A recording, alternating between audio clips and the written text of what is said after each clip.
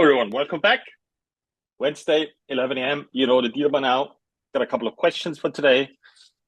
Practical questions, theoretical questions. I'm all for it. Bring it on. Bring on the first one.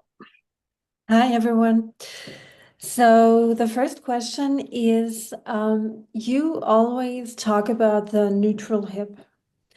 What would you do if you meet someone who can get into a neutral hip position when they are standing straight with 2 feet on the ground, but either once they start walking, for instance, like in a heavy farmer's carry or any other heavy carry, they do lose their neutral hip, or even worse, they can't even keep their neutral hip when they are doing something like an ab rollout.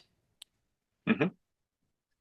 Okay, so very good question. So the base of the question is, for me, is how do you prepare someone for events that's going to happen, right? Um, because the pelvis tilting, that means either forward or backwards, or some movement in pelvis is going to happen to everyone eventually. This is not something you can avoid.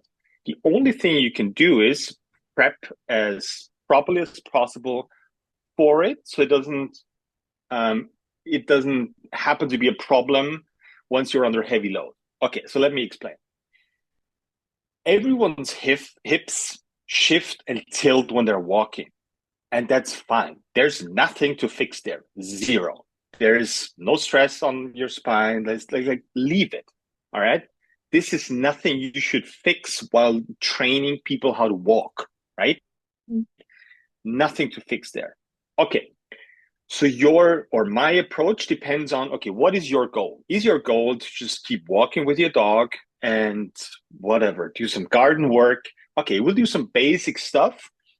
That means my profession is to make sure under load you can maintain your neutral hip for as long as possible, so that when you have to access it without any load, your hip is prepared for it. That is my approach. And the common approach is the other way around.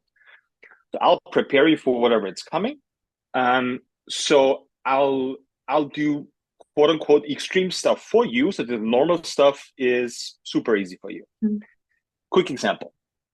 Um, the only thing I care about in training at first, starting is um, loading your hips, because that's what your hips need to be prepared for a neutral hip. So then you can start walking or running or doing stuff with your dog where your hip starts shifting and tilting.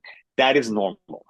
So once I start training with you, both of your feet, I'll start with both of your feet on the ground, because it's literally easier for your hips to take load if both feet are on the ground rather than taking one step after the other, or even worse, doing unilateral stuff in the beginning.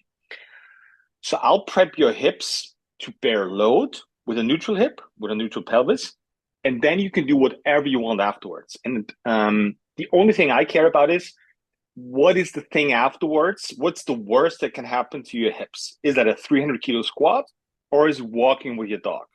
Mhm. Okay, that's the base where I'm starting from. And going back to your original question about walking. So let's take Sempe carry, for example. That's a perfect bridging a gap between doing Sempe squats and doing lunges, for example. So the Sempe squat is, you load your hips, you squeeze in, both of your feet are on the ground. You have a lot of tension built up to keep your hips neutral, right? The next step is you do the carry. So again, you're squeezing in, you're holding the carry tight. Still, you have to focus on squeezing your butt. But once one foot goes to front, your butt is gone. That's what's happening in your glutes. Once you're not on the ground with both feet, with them not moving, once you take a step, your glutes are gone, Okay. right? On the one side where the foot is elevated, obviously, the other one's on. So walking is literally like left glute, right glute, left glute, right glute. That's what's literally happening in your hips. So all you have to take care of, quote unquote, is, okay, just keep that one side on when that foot is on the ground. Sweet. Because actually for your hips, bodyweight lunges are the toughest one, because you have nothing to build tension towards or against, which is the sandbag, is just you and your body and your bones and your muscles. You're taking huge steps and you're literally loading one foot without any additional load after the other.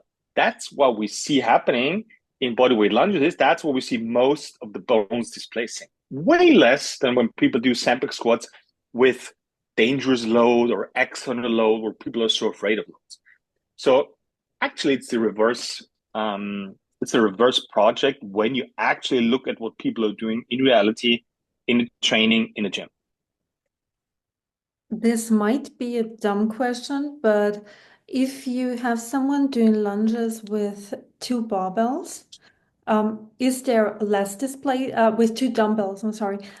Is there less displacement happening as opposed to the body weight stuff? Is that kind of like helping it? Yes, no, because the point is not weight. The point is, or the equipment. The point is that equipment helping you to create tension towards the inside, right? Okay. And two dumbbells are not. Actually, if you want to use dumbbells, one's better because you can hold it here and squeeze it in. We have a weird perception of tension because tension always happens because there's gravity. So as soon as you are on this planet, there's tension in your body happening. You don't have to do anything. But everybody knows there's a difference between, for the lack of better words, passive and active tension. Like you see somebody squatting with a barbell and they just get like crumbled under the barbell, right? That is not active tension, but it's still tension. It's passive tension because you get crushed under the barbell. Then you see another person with the same weight, like crushing the barbell, meaning, okay, they have enough tension and it looks perfect. It's like, okay, this looks way more like active tension.